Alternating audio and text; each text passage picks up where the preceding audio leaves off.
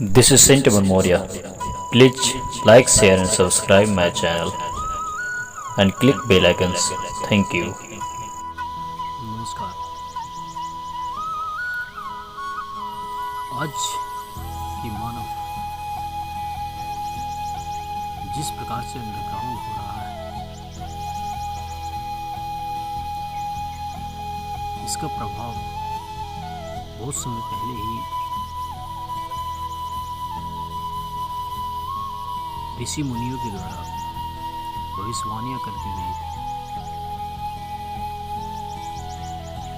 क्योंकि विश्व की सारी समस्याओं से निकलने के लिए भारत में अनगिनत ऐसे ऋषि मुनि हुए जिन्होंने पूरी विश्व को अपनी पूरी ऊर्जा के साथ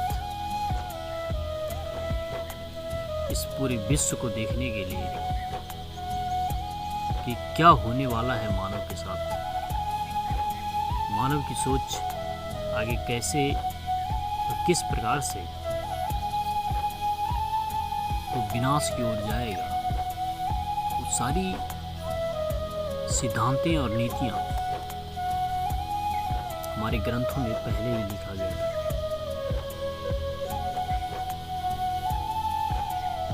आज मैं थोड़ा सा आपको उसी बातों पे रिमाइंड करवाना चाहूँगा कि किस प्रकार मानव ने अपनी कब्र खुद खो दी और आज मानव जिस प्रकार से मास्क लगाकर और घरों में कैद हो रहे हैं, वो उन्हीं की पूर्वजों की या खुद उन्हीं मानव की अपनी ही कर्म रेखा है। क्योंकि हमारे ग्रंथों में कहा गया है, कर्म ही एक ऐसी चीज है जो एक सर्कल पे घूम रहा है।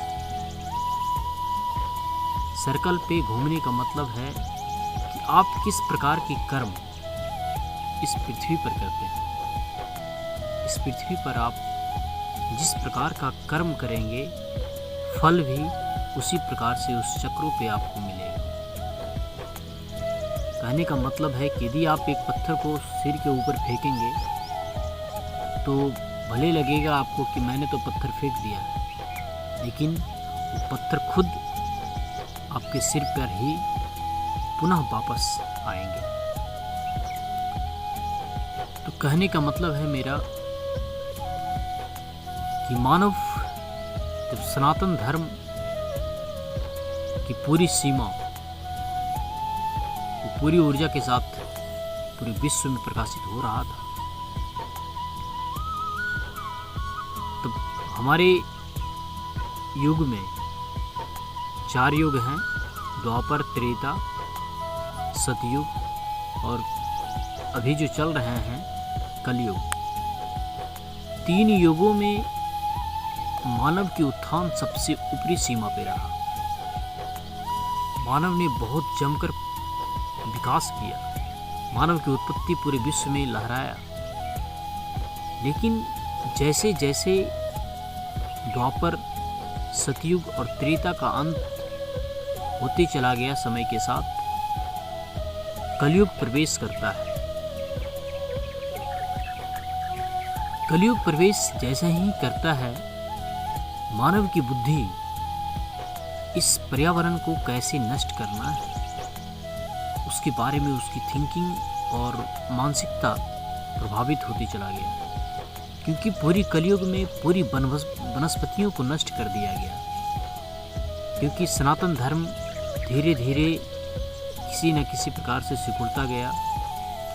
क्योंकि पूरी सनातन धर्म इस वनस्पति को, इस पृथ्वी को कैसे स्वर्ग बनाना है उस पर काम हो रहे थे। उनके बारे में लोग सोचते थे कि वनस्पति को कैसे बनाया जाए, इस पृथ्वी को कैसे स्वर्ग बनाया जाए। लेकिन जैसे जैसे समय बीतते गया, कलयुग का प्रभाव हर मानव पे दिखने लगा। सबसे पहले उन्होंने इस कलयुग में वनस्पतियों को पूरी तरीके से नष्ट कर दिया। पूरी वनस्पतियों को नष्ट करने का मतलब है कि आज जो ऑक्सीजन की समस्या हो रही है वो मानव ने खुद ही वहां तक पहुंचाया है। ये मानव कर्मों का ही फल है कि आज जिस प्रकार से मानव को एक सिलेंडर में ऑक्सीजन प्रेशर के द्वारा डाला जा रहा है, वो मानव की ही देन है और किसी जीव ने इसको उस रास्ते पे नहीं लेकर गया, सिर्फ मानव ने ऐसा किया। दूसरी चीज है कि वनस्पतियों को नष्ट करने के बाद मानव ने पुनः इस पृथ्वी पर जितने भी जीव रह रहे थे उसे चखना शुरू किया, उसे जीवे स्वाद के लिए, अपने जीवन बचाने के लिए उसे चेक करना शुरू किया। चेक करते करते वो अपने आप को दुनिया को दिखाने लगा कि मैं एक बहुत बड़ा वैज्ञानिक हूँ, मैं दुनिया को रिसर्च कर रहा हूँ। रिसर्च करने के लिए वो हर चीज़ों को तोड़ता गया। तोड़ने का मतलब क्या है कि यदि किसी पत्ते को उसे चेक करना है, उसे जानना है, वैज्ञानिक यदि जानना चाहता है किसी चीज़ों के बारे में तो सबसे पहले वो तोड़ फोड़ करता है, उसे तोड़ता जाता है, यानी पार्ट बाय पार्ट में अलग करता है। लेकिन हमारे ऋषि मुनि ऐसा नहीं करते थे। वो सिर्फ देखकर और उसके स्वाद को और उसके सुगंध को, सारी चीज़ों को ऐसा ही प्राकृतिक वातावरण में गेन करते थे वो अपने अंदर। लेकिन एक वैज्ञानिक, जिसे आप साइंटिस्ट बोलते हैं, उन्होंने उसे तोड़ना और डिवाइड बाय डिवाइड में अलग करना शुरू किया।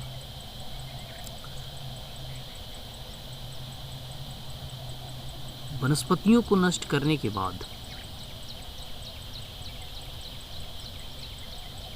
धीरे धीरे जीवों पे वो काट छाट करना शुरू किया।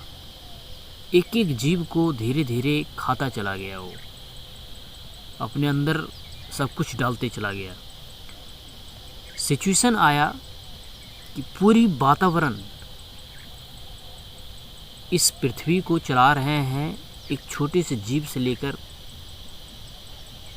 बड़े बड़े जीव। इस पृथ्वी पर जो कुछ भी था वो धीरे धीरे नष्ट होने लगा। एक एक जीव जो है वो विलुप्ति के कगार पे पहुंच गया। मानव की यही सोच ने लोगों को बहुत परेशान किया। सारे जीव जब परेशानियों से जूझ रहा था, उसे पता नहीं चल रहा था कि अब मानव कहाँ जाकर रुकेगा। तो प्रकृति का खेल शुरू हुआ और वो था 2020 का खेल। पूरे विश्व में मानव को बंदर की तरह मास्क लगाने के लिए प्रेरित किया और विवश कर दिया कि तुम अपने घरों में कैद हो जाओ और आज प्रकृति फिर से फूलेगा और फलेगा। प्राकृतिक रौद्र रूप जब जब भी लिया है, मानव की ही विनाश इस पृथ्वी को दिखाता है कि मानव किस प्रकार से इस पूरे ब्रह्मांड को बर्बाद कर सकता है।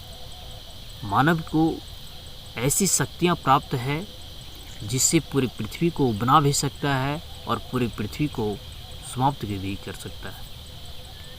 तो मानव ने सतयुग, त्रेता और द्वापर में इस पृथ्वी को बनाने का प्रयास किया। कुछ ऐसे राक्षस भी थे जो बर्बाद करना चाहता था, लेकिन हमारे भगवान विष्णु ने हर बार इस पृथ्वी पे आकर उसकी रक्षा की है। लेकिन इस कलयुग में जब तक कल की अवतार होता है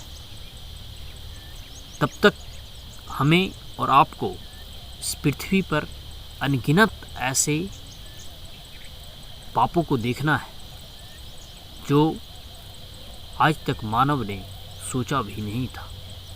वो सारे पाप अभी होने हैं। कलयुग अभी समाप्त नहीं हुआ है। कलयुग की कुछ ही दिन, कुछ ही वर्ष बीते हैं और उसका प्रभाव जो है अभी से दिखना शुरू हुआ है। मानव को ऐसा समय आएगा कि हर मानव बचने के लिए जीवन को ढूंढता फिरेगा इधर उधर। प्राकृतिक से त्राही माम करता हुआ नजर आएगा कि हे ईश्वर, मुझे अब अपनी गोद में सुरक्षित रखो। अभी कुछ भी नहीं हुआ है, प्रभाव बढ़ने हैं। मानव धीरे धीरे भी और पाप करेगा। पुण्य करने की तो सोच ही ये मत, क्योंकि हर मानव अब मानव नहीं रहा है, वो दानवी प्रवृत्ति की ओर ट्रांसफ़र हो चुका है। कुछ ऐसे मानव हैं जो इस पृथ्वी को संतुलित करना चाहते हैं, लेकिन इस दानव प्रवृत्ति वाले लोग उस मानव को भी दानव में मतलब कन्वर्ट कर रहे हैं।